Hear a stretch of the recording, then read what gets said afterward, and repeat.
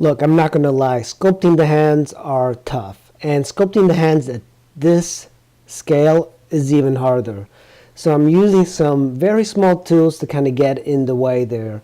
But you have to understand a little bit about anatomy. You also have to keep in mind that I'm not trying to do so much detail in the hand just because it's not the thing I want. I don't want to draw attention from the figure, but I want the hands to look like they're human. And at this point, there's quite a few problems with them. I want to separate that pinky a little bit from the rest of the fingers, so I'm going to push it out in a little bit.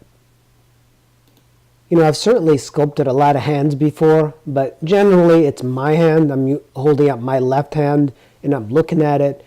But I wish I had taken better photos in reference of the model. This is something that I keep struggling with because I don't want to ask the model for me to take photos because it seems kind of cheesy.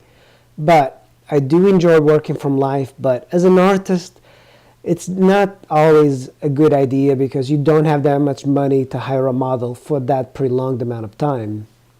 So oftentimes you have to use reference and use your imagination or your own hand. I tend to use my own hand for reference, but of course this is a woman's hand and I am not that big of a guy, so my hands are kind of bony.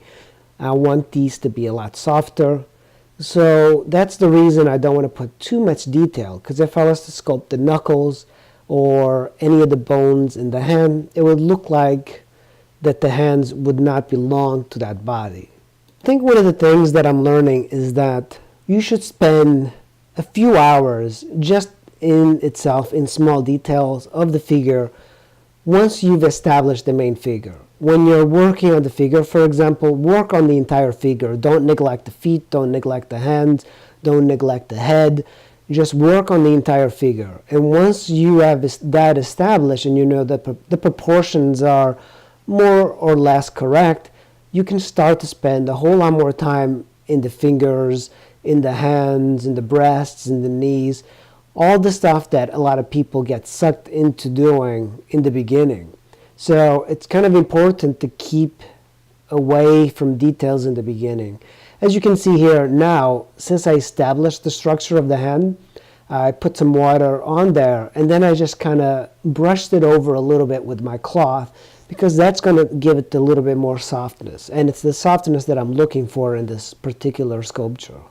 The scraping tool works pretty well for removing clay, but you know, you don't want to leave those marks on there unless you're that type of sculptor. But I use that to kind of get rid of the geometry, and I prefer the texture of the cloth because that gives it almost imperfect sort of texture to it, but it also looks a little bit more lifelike. And once at the end of the sculpture and I establish a patina, these marks are not going to be that evident. Alright guys, that was sculpting the hand. I'll see you in the next video. Stay tuned.